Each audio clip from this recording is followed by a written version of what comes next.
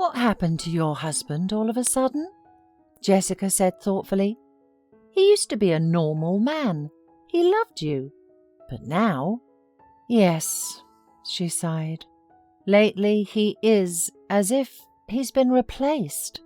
Comes home late, rude all the time, and says it's all because of the load at work and fatigue. And what does he lack? You're such a smart, beautiful girl. These men are never satisfied." Andrea nodded in agreement. She and her friend met in a cafe to distract from the grey of everyday life, but it did not work. The conversation inevitably came down to a discussion of their hard women's lot. "Why don't you have a baby?" asked Jessica. "Maybe at least fatherhood will make your Douglas come to his senses. Sometimes it helps." "He doesn't want kids. We've been together for 7 years, and his only answer is, 'We need to live for ourselves. Besides, we've been sleeping in separate bedrooms for a month, so the question of children is definitely closed.'" Taking a sip of an Americano, Andrea thought about the fact that her family life became as bitter as this coffee. She met Douglas when they were both 17 years old. It happened by chance and was probably the biggest mistake in her life. Her father had died early, and her mother brought her up in austerity. An outlet for her was a music class where she went to learn the flute. The teacher predicted a great future for her, but Andrea never thought about it seriously. She simply loved the atmosphere of the classes and the boy William who practiced with her. She didn't even remember what she liked better, the music lessons or the cheerful chit-chat on the way home. William was a year younger than Andrea. He was a little clumsy, and he also wore glasses, so he was not a success among his classmates. Yesterday, in physical training, I embarrassed myself again. I had to climb a rope, and earlier I mowed the neighbour's lawn and got a blister, and therefore I could not climb even a metre. "Everyone was laughing so loudly," William said one day. "Those who laugh at you are shallow people," snorted Andrea. "In today's world it's much more important to be smart and knowledgeable, and you are all right with that." "Who won the computer science contest? You did. And computers are the future," said Andrea confidently. "Thank you for your support. It means a lot to me," blushing, murmured William. And on Valentine's Day, Andrea, among the heart-shaped cards from her girlfriends, found one from William. The next day, William asked if she liked his card, and immediately blushed profusely. Andrea looked at him closely and suddenly realized that this was important to him. She thanked him and, on an impulse, kissed him on the cheek. "Why?" William was even more embarrassed. "Well, I didn't give you a card, and I don't have anything else with me," shrugged Andrea. They did not talk about what happened anymore, but from that moment William looked at her as if he was ready for any feat for her sake. Maybe their relationship would have developed into something more, but then Douglas came rushing into Andrea's measured life like a whirlwind. It happened in early spring. William got sick with flu, and that prohibited Andrea to visit him, so as not to infect her. So Andrea had to go to the music lesson alone. It was unusually boring, and even a little scary, because the way from school was along the abandoned construction site, and at the dark time of day the usual ruins turned into ominous shadows. The girl walked and trembled with fear. Suddenly, out of the darkness in front of her, an unfamiliar guy suddenly jumped out and asked in an impudent tone what time it was. She was so shaken that she couldn't see the face of the clock. "It's 8:30, she said at random, hoping the guy would back off. "It's dangerous for girls to be out here at this time," he grinned. Andrea was going to run away, but she stumbled and fell to the ground. The guy grabbed her arm as if to help, and Andrea screamed in desperation, calling for help. "What's going on here?" a voice was heard, and another figure popped out of the darkness. The first guy immediately visibly shrank, and a frightened note appeared in his voice. "Oh, that crazy girl decided to sit a little on the ground. I wanted to help and she screamed. Maybe it was you who scared her." "All right, go. I'll take care of it myself," said the stranger, and the first guy immediately disappeared. The stranger walked up to Andrea, held out his hand and helped her up. He reassured her, said she was safe, and offered to walk her home. Andrea, looking at the road, drowning in darkness, agreed. When they came out onto the lighted street, Andrea recognized Douglas. The guy was a local hottie who threw parties and raced a sports bike. All the girls were crazy about him.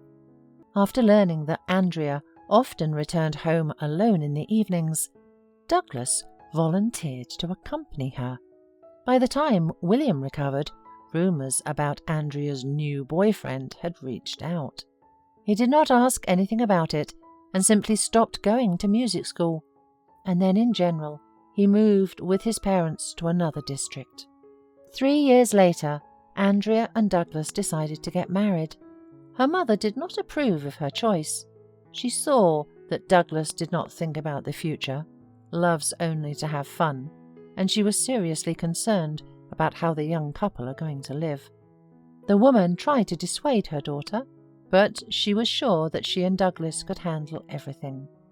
Growing up, Andrea realized how right her mother was. The years passed, but her husband did not even think of becoming more responsible. He was interested in nothing but motorcycles and hanging out with friends. He earned odd jobs and didn't want to change anything in his life. Even Andrea, working as a secretary, earned more than him. Many times she tried to talk sense into Douglas, but it was to no avail. "It's my vocation to deal with bikes. Do you really want me to bury my talent in the ground because of a few extra dollars?" resented Douglas during their quarrels, and Andrea left the subject. She felt sorry for her husband and continued to love him, but he was trampling on her feelings without thinking about it. And lately, Andrea felt that he was in love with another woman. She tried to convince herself that it was just her fantasy, but a call from her friend Jessica changed everything. "Hi, honey. Sit down if you're standing. I just saw your hubby come out of the restaurant with some dressed-up lady. I followed them, and they disappeared into a hotel. Come over. We'll give them a real show." Andrea drove in a cab, deep in her heart hoping that her friend had simply mistaken Douglas with someone similar. A triumphant Jessica was waiting for her at the hotel. She had already cunningly found out the number of the room where the two had retreated, and she was almost jumping in anticipation of exposing the wretched hubby. The friends went up to the 3rd floor. Jessica knocked on the door, and Andrea was standing still, hoping that it was a mistake. Hearing her husband's disgruntled voice from behind the door, there was no doubt. "Do not disturb, can't you see?" Douglas opened the door and stunningly stared at his wife. Without giving him a minute to recover, Andrea quickly entered the room and saw a half-naked woman on the bed. Then she gave her husband a resounding slap and ran out of the room. Jessica caught up with her friend downstairs. "You did the right thing. That's what he needs. Cry or shout if you like, but don't keep it to yourself." "I want a drink," said Andrea quietly. The friends went to the nearest bar, and after a couple of glasses of wine, Andrea cried and said how she hated Douglas because he ruined her life. Jessica, having treated Andrea with cognac, dragged her into a karaoke, and sad thoughts have almost completely left Andrea's head. Already at midnight, the girls went out on the street. Andrea wanted to call a cab, but she couldn't find her phone in her bag for a long time, and Jessica decided to try her luck and hitch a ride. "Would anyone refuse to do a favor for pretty girls like us?" she declared. But the drivers drove by, and the ones that stopped invited them only to continue the evening in a cozy spot. Suddenly a black SUV pulled up next to them. The window lowered, and Andrea stared in amazement at William's face, so familiar and almost unchanged over the years. "Hi, where do you need to go?" the man asked as if nothing had happened. "Jessica needs to go home," said Andrea in a weak voice. "As for me, I don't know yet," she added faintly. "Is this your friend?" asked Jessica curiously. "An old friend," answered William for Andrea.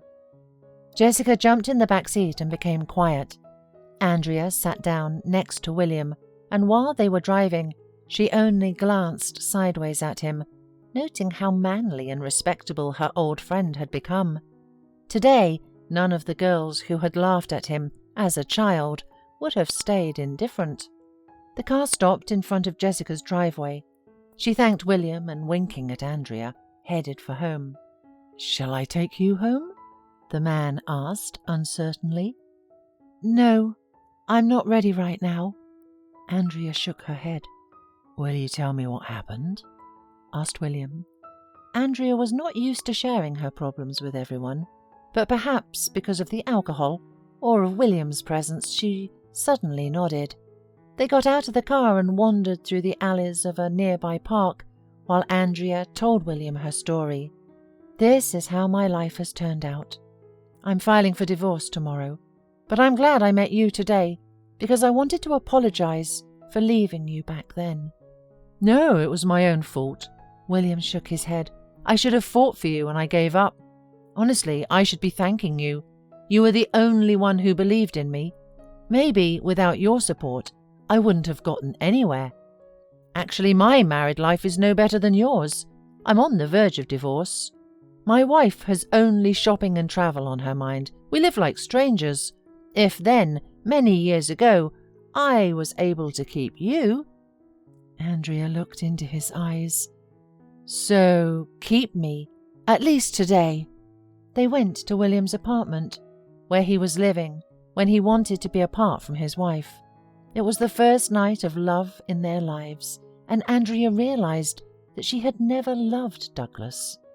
In the morning, Andrea, embarrassed, entered the kitchen. William cheerfully kissed her cheek and said that breakfast was almost ready. The girl timidly sat down on a chair and William asked what was wrong. Carefully choosing her words, Andrea apologized for the things she had said to him last night and for coming here. William threw his fork on the plate with a jingle. "Andrea, I need you. I realized that today. Marry me," he asked in a dropped voice. "What? But you are married, aren't you?" "So am I, yet." Andrea looked at him with an incomprehensible look. "It doesn't mean anything. We made a mistake, but we are meant for each other and we should be together. I'm filing for divorce, and you could too. In a few months we'll be free." Andrea hugged William and said she would marry him. After breakfast he drove Andrea home, promising to call her back. Andrea immediately told her cheating husband that she was divorcing him. "Now you can go out with your mistresses as much as you want. You're free." Douglas tried to object, but Andrea didn't let him finish and disappeared into the bedroom, slamming the door in his face. The next few days passed in lingering anticipation of a call from William, but the phone was silent. Then Andrea decided to call herself.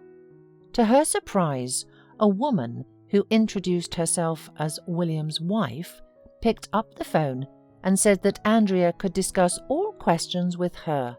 "Where is William?" she asked, immediately sensing something bad. "He had an accident, and now he's in intensive care. He's in a coma, but the doctors don't give any guarantees," said William's wife indifferently, and hung up. Andrea was horrified. In half an hour, she and Jessica were already in the hospital, but she could not get to William as she was nobody to him. Jessica calmed her friend and said that if William woke up and recovered, he would find Andrea himself. There was no other way out, and Andrea went home, packed her things, and moved in with her mother. And a month later, she realized that she was pregnant by William. Her son was born right on time, and Andrea did not even think about the name. She named him William, in memory of her beloved. Andrea still lived with her mother and had no idea whether her beloved was still alive. A year passed. One day, as usual, she went to the park for a walk with her son. The boy was running, chasing pigeons. Andrea wanted to warn the child, fearing that he would fall, but did not have time. He was picked up in the arms of a man. Andrea looked at him and could not believe her eyes. "William? You're alive!" "Yes, with God's help," he said calmly. "I only came to my senses half a year ago. I divorced my wife and started looking for you. By some miracle, I remembered the address of your friend Jessica, and she told me where I could meet you. And don't be offended that she didn't tell you anything. I asked her because I wanted to surprise you.